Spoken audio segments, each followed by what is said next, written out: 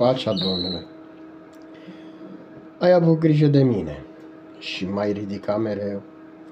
Când spuneam că mi-e teamă, apărea și Dumnezeu. El prin cuvântul său ne întărește și ne scapă de păcat. Dacă stai pe calea strâmtă, auzi vocea de împărat. Când ce rău vine la tine, își șoptește că nu ești bun. Pentru noua împărăție, înfruntă-l ascopilul meu. Ai o armă minunată. E cuvântul ce dă viață. Lipește-te de el acum și vei vedea un nou drum. Lasă prorocii o parte, nu te bizui pe ei. Ei poate, frate, să zică și de la ei. Însăși cuvântul e puterea. El e sfânt și adevărat. El s-a întrupat în lume și ne-a salvat de păcat. Uită-te în jur, frate, ce vezi sau nu vezi deloc? Că cei care te învață, tot ei te prăpădesc.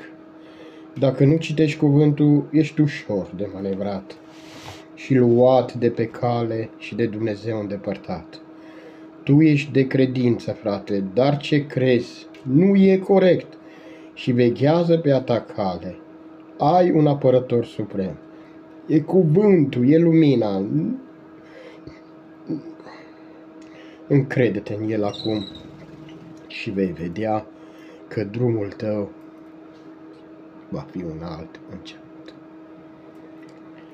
Fraților, am auzit multă lume, proroci, mai ales prorocii și mai ales toți ăștia. Să nu vă încredeți în cuvânt. Sunt multă lume care spune, wow, cuvântul, da, cuvântul este apărătorul tău, este viața ta, îndrumătorul tău, te-ai născut din el, nu te-ai născut din prorociri și este capul prorocirilor, cuvântul. Dacă vrei să afli ce vrei să spui, stai în cuvânt și Dumnezeu îți va vorbi.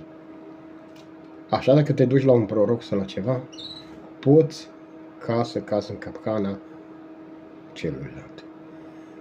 Și nu se întâmplă nimic și vei fi dezamăgit și alungat de pe cale. Fiindcă te-ai încrezut într-un om și nu în cuvântul lui Dumnezeu. Atenție!